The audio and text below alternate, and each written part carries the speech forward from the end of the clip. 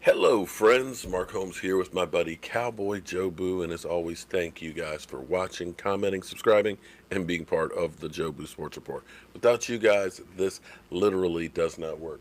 Let's get open for business and let's wake up the football gods. Wake up here, guys.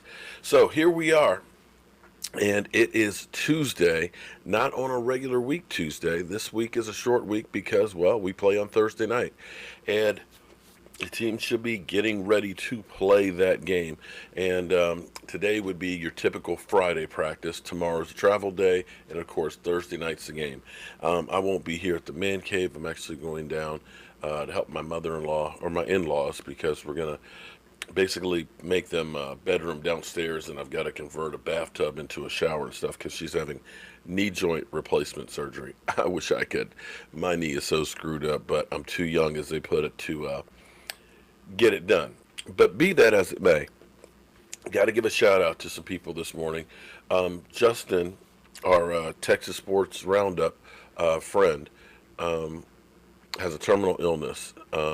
His heart is just worn out, and he's got somewhere between 4 and 6 weeks left to live. And his dream is to go to a Dallas Cowboy game. And in talking to him, he first he was like, I want to do this, but then it was like, maybe I should help others. So we're going to try and do two things: get him to a game, hopefully a Dallas Cowboy victory, and end up raising money for a homeless shelter as well. He's going to pick out one to help out. So thus far, I have to thank the people. We started this yesterday. We've already raised $360, and I want to recognize all the people who've donated so far. And let me get the list here.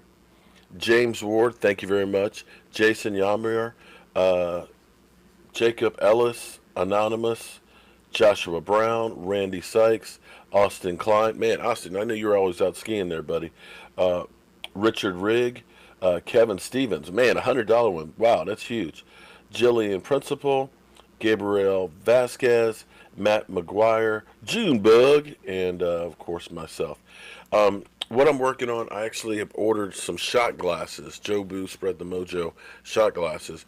And everybody who's donated, I'm going to make sure that I get your address and send you a shot glass. They're still about 2 weeks or so away. Hopefully I'll have them before Christmas.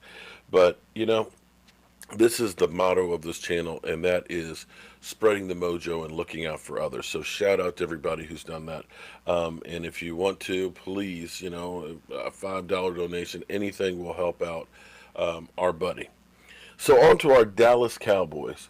Of course, the talk of the town is always Dak Prescott. Dak Prescott gets killed. So now that the Cowboys have basically been 2-3 over the last 5 games, people are saying, "Oh, it's Dak's fault. Don't pay that guy." They're not winning because of Dak. You know, Last night we had the Seattle Seahawks versus the Minnesota Vikings, and one thing I've always said about Kirk Cousins is Kirk Cousins gets a ton of numbers, but Kirk Cousins, you can go back and point to games. You can say he didn't win the game for me. In fact, he lost the game for me. And I'll give you a prime example. I remember Redskins Cowboys. Redskins up by a score. Fourth quarter, late fourth quarter. Kirk Cousins has the ball in the red zone. Throws an interception to the Cowboys. We get the ball on the 20-yard line. We march down the field, score the go-ahead score. You could directly point and say, had they kicked a field goal in that situation, then the Cowboys would have to get 2 scores. He directly lost that game. And here it is last night. They're down by 4 points. I think it was 4, or was it 3? But they've got 2 minutes, 40 seconds left to go. And they've got a 3rd down and 3 on their 41-yard line. Okay, you got plenty of time. Incomplete. 4th and 3. Game is on the line. Incomplete. That's the ball game. So you look at that, and Minnesota had no problems giving him a fully guaranteed contract. And you can't say that he's winning games per se for the Vikings. Now, Jeff Kavanaugh, he's on YouTube now. Of course, everybody's on YouTube these days. He had actually an incredible take here to describe what's going on with the Dallas Cowboys. And let's listen to that real quick. We are right now, the top 5. Lamar Jackson. All hail the king. King Lamar. God, I love watching Baltimore play. Pat Mahomes has moved up to 2nd. And then Russ, and then Dak, and then Deshaun Watson. That's the top 5 QBRs in the league. This should be an absolute breakout party for Dak. We should be talking about how the Cowboys have transitioned to a no-doubt throw-first team, and they've got a franchise quarterback, and they're in good hands forever. That should be the narrative of the season, but it's not, which is opening the door for people to be like, see what happens when you lose your identity of being tough?